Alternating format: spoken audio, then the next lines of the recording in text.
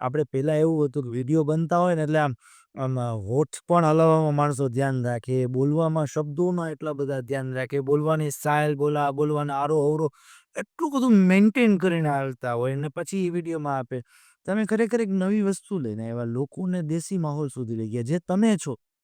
એવી જ રીતે લોકોને તમે એક્સપ્લોર કર્યું કે તમે એવો પ્રયત્ન નથી કર્યો કે ભાઈ હું બહુ સારો વક્તા છું, પણ તમે સાચી વસ્તુ લઈને આવ્યા કે હું તમને જે વસ્તુ દેખાડું છું ને એ આવી છે. હવે છે ને નોર્મલી જેટલા મતલબ આપણે એકદમ કહેવાય ને પ્રોપર ને પ્રોફેશનલી ને જેન્ટલમેન થઈને વિડીયોઝ બનાવીએ છીએ ને તો આપણી પબ્લિક છે ને હજી માર્કેટિંગ સમજે છે. બરોબર છે. પણ જેટલા તમે રફ રહ્યો છો ને મતલબ કે એમ કહો છો ને કે હું તો અહીંથી નીકળ્યો હતો ને મને તો દેખાણું એટલે બોલું છું. ભલે આમ સ્ક્રિપ્ટેડ છે, બધી વસ્તુની સ્ક્રિપ્ટ છે. પણ જેટલું તમે રફ રહી શકો ને એટલા લોકો છે ને વધારે વિશ્વાસ કરે છે. અને એ સારું છે કે ભાઈ હવે છે ને લોકો માર્કેટિંગ સમજે છે કે ભાઈ એક ટીવી મોડેલ કે એક ફિલ્મના સ્ટાર આવીને કંઈક વાત કરે ને તો સમજે કે ભાઈ આ એ પ્રોપર માર્કેટિંગ જ છે.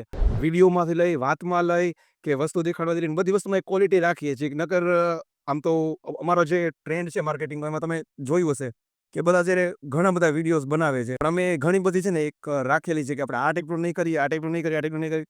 એટલે ક્વોલિટી મેન્ટેન કરી છે. એટલે કમેન્ટ્સ છે ને બને એટલી નેગેટિવ ઓછી આવે છે. અને કમેન્ટ્સ બોક્સ ક્યારે અમે મતલબ ડિસેબલ નથી રાખતા. કમેન્ટ્સ બોક્સ ખુલ્લું રાખીએ છીએ.